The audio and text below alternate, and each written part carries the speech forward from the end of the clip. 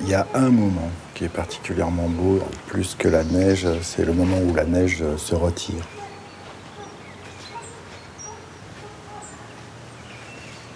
Et où les éléments qui étaient sous la neige réapparaissent de manière partielle et constituent une sorte de puzzle de mise en rapport de ces éléments.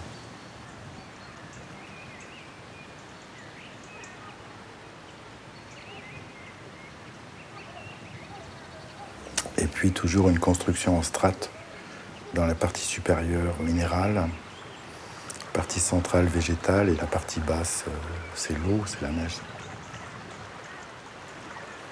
Ouais, là c'est bien.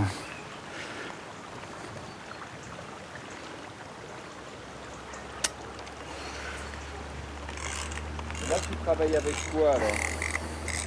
Un 3D Wizard. C'est de la stéréoscopie, c'est-à-dire de la même photographie prise à 2 cm de décalage. Et donc ensuite, les trois vues sont réunies sur un tirage lenticulaire que je fais en Chine parce qu'il n'y a plus de labo en Europe. En fait, quand je fais un tour comme ça, je fais une péloche, je fais 24 vues au maximum.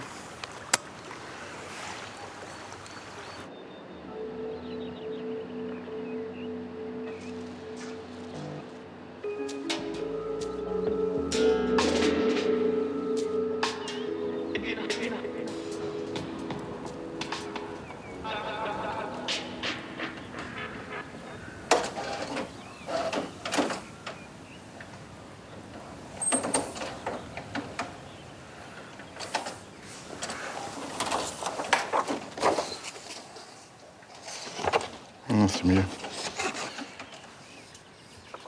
Voilà. Et là, on est encore nettement plus petit que le tirage final. Ça, c'est un prototypage 3D où les 3 images sont réunies sur une seule plaque. C'est ce qu'on appelle un tirage lenticulaire.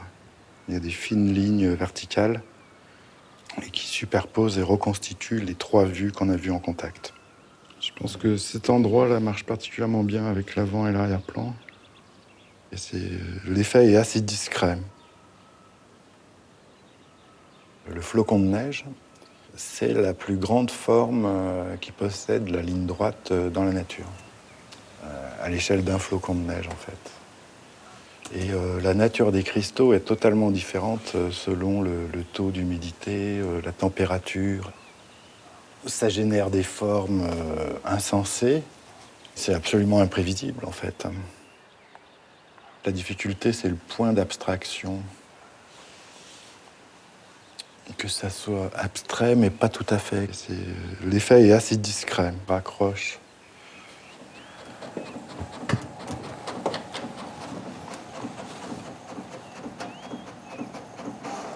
Pour l'instant, c'est une présélection parce que c'est très très hétérogène.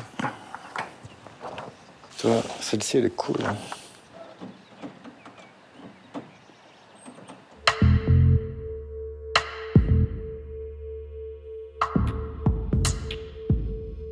Là, c'est tôt le matin, ça travaille sur 2 niveaux, à la fois sur le scintillement et d'autre part juste un ray de lumière qui permet de cerner la structure des cristaux.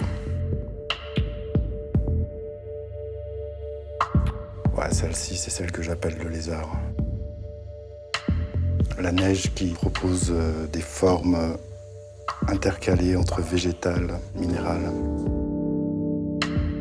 Tout simplement, des formes émergent du rocher, détourées par la neige, et les neuroconnecteurs vont vous emmener d'un côté ou d'un autre.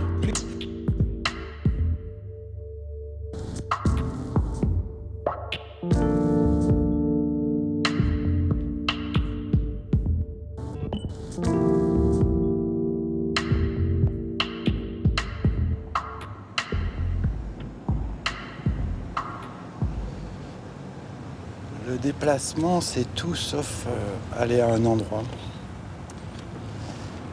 Donc quand il y a quelque chose qui m'intéresse, je reste, je me calme un moment. Je pratique ce que j'appelle la photographie mentale, c'est-à-dire regarder les choses mais sans les photographier. 99 fois sur 100, ça n'a aucun intérêt. Il y a une fois où ça va dépasser ce que moi-même j'aurais pu concevoir. Et c'est cette fois-là qui m'intéresse. Je me suis appuyé sur cette résidence pour approfondir, développer le travail sur la neige, la structure de la neige, les cristaux, de la forme autogénérée, la créativité du vivant. C'est ça l'enjeu en fait.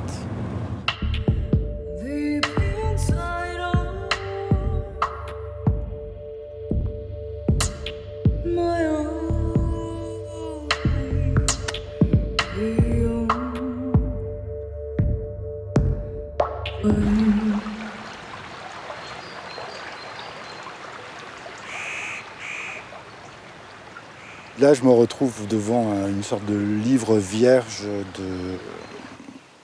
d'intention humaine.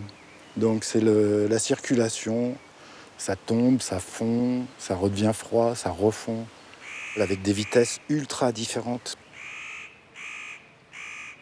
Là, les cristaux contiennent des sortes de figures qu'on peut rapprocher de la peinture, de la sculpture.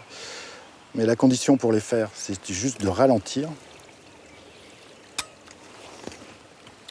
On s'oublie un petit peu pour tenter de faire partager l'expérience que j'ai quand je les trouve en forêt.